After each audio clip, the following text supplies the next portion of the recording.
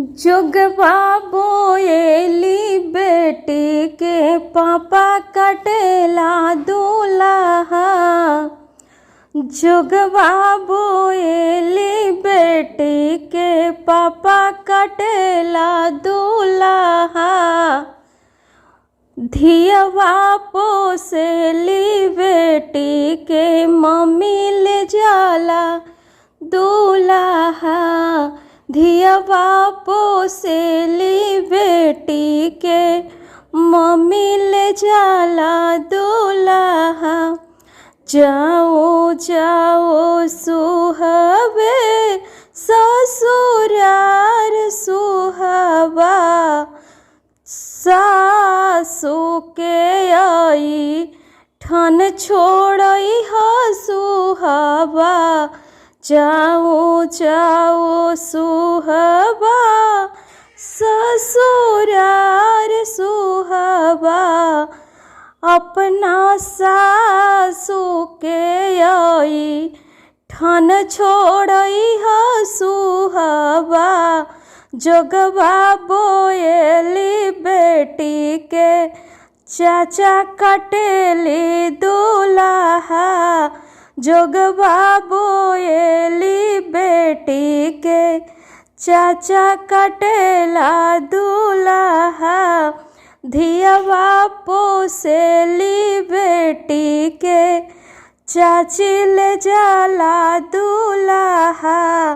धियवा पोसेली बेटी के चाची ले जाला दूल्हा। जाओ जाओ सुहबा ससुरार सुहबा। जाओ जाओ सुहबा ससुरार सुहबा।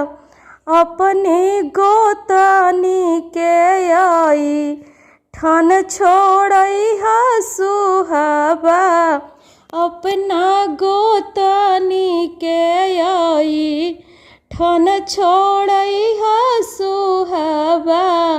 जोगवा रखेली बेटी के भैया ले जाला दूल्हा।